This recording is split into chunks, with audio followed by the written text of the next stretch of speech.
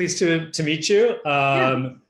I hear you've got a tour coming up. I'd love to hear a little bit about what sort of music you're going to be featuring on the tour and where you're headed.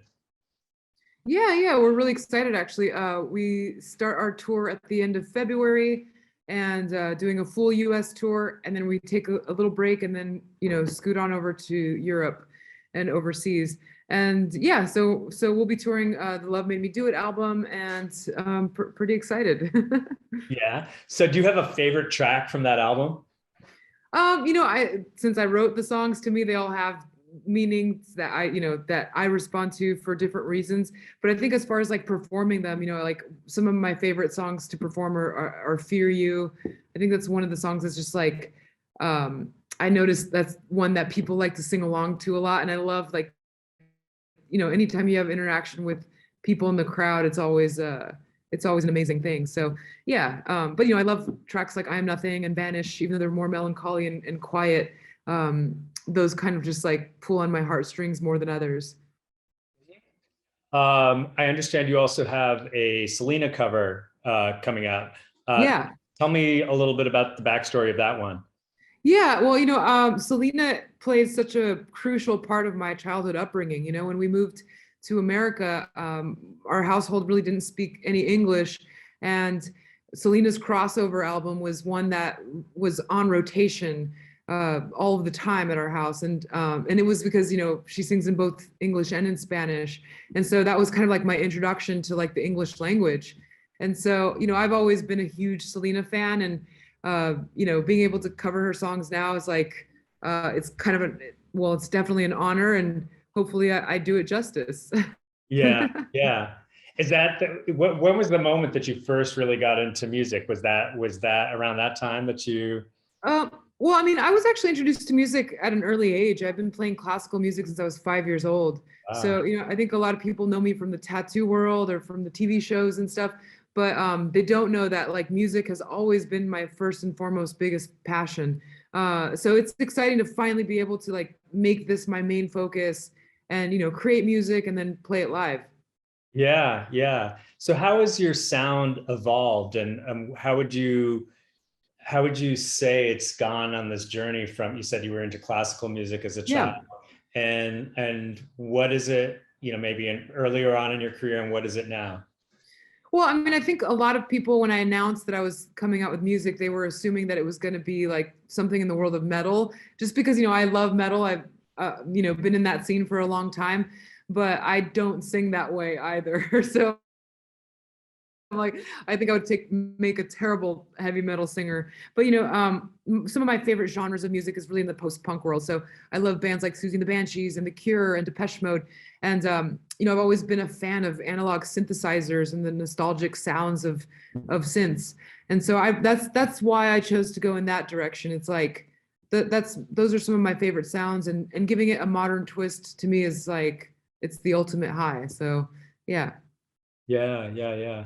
Was it kind of a surprise to you to kind of have the breakthrough really in the tattoo world? I mean, first of all, how did you get involved in that? And was that just a total shock to you when that saw your career? Yeah. Well, I started tattooing at the age of 14. Yeah. I dropped out of high school, and I just knew right then and there that this is what my calling was. And so, much to my parents' dismay, I really pursued that career. And I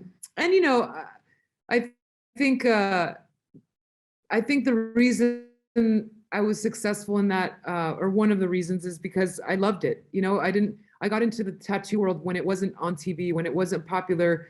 I mean, I didn't even really understand that it could be a career choice. I did it because I passionately loved it. And I think when people approach a craft or a trade with that kind of passion, then there's like a certain amount of sincerity that you just can't argue. Nowadays, not to criticize people, because I think there's something for everybody, but I feel like nowadays a lot of people live their lives like trying to gain more followers or to do what's expected, or what they think will be received a certain way, and that kind of kills, I think, creativity in a way, because you're no longer creating because you have to, you're creating because you want to, and it's more self-serving, I guess I could say. So, I mean, I guess to answer your question, yeah, I was absolutely shocked that anybody would be interested in my tattoo career. You know, I remember when we first started filming the TV show, I still didn't understand why we were doing. I'm like, wait, so people are going to watch us sitting for hours just doodling? I'm like, that's going to be the world's most boring show ever.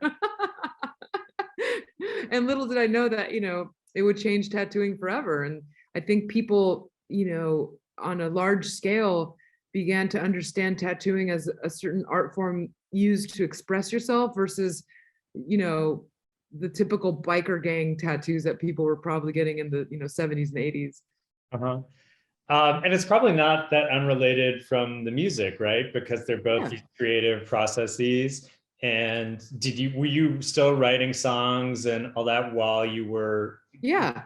deep in reality TV world? Yeah, I mean, you know, I've been a fan of Salvador Dali all my life, and I think that he's a perfect example of of an artist that can do more than one thing. He's not a one-trick pony.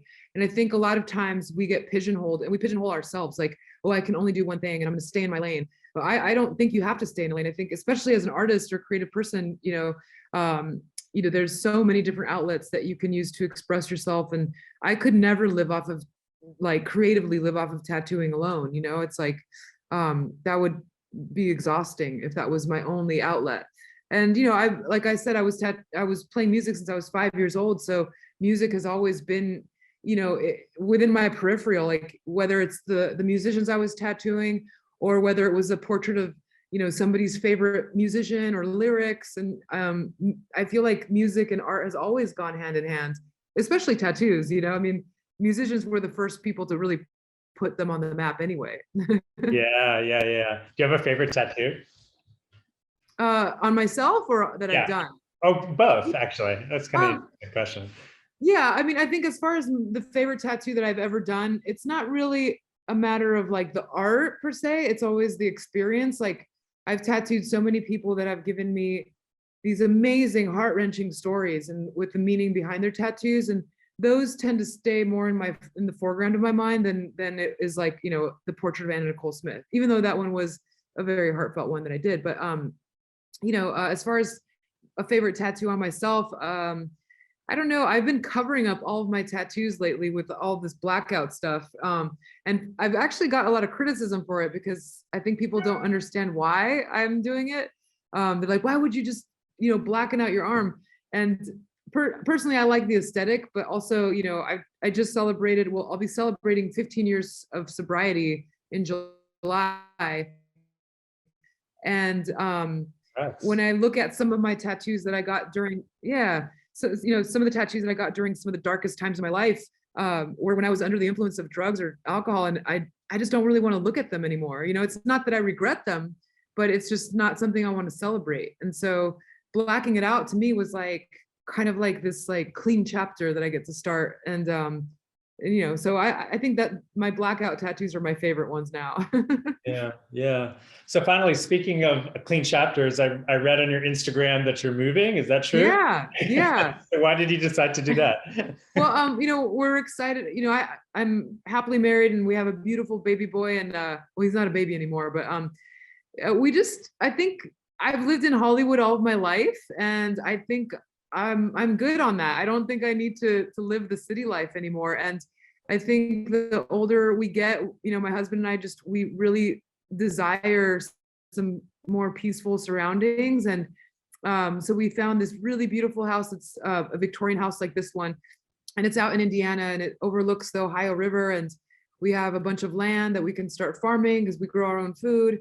And I think I imagine it would be a really nice way to bring up our son instead of living in the concrete jungle, you know? And so, so yeah, I think this last year was just like kind of like the breaking point for us. We just wanted some change, and it's a big change, but I think it'll be great for us. Yeah, great. Hey, Kat, thanks. It was so much fun. Yeah. You're really interesting. Yeah, and thanks for all the great questions too. I really enjoyed it. Yeah, it was really interesting. Take care. All right, cool. See you Bye. later. Good luck on the Bye. tour.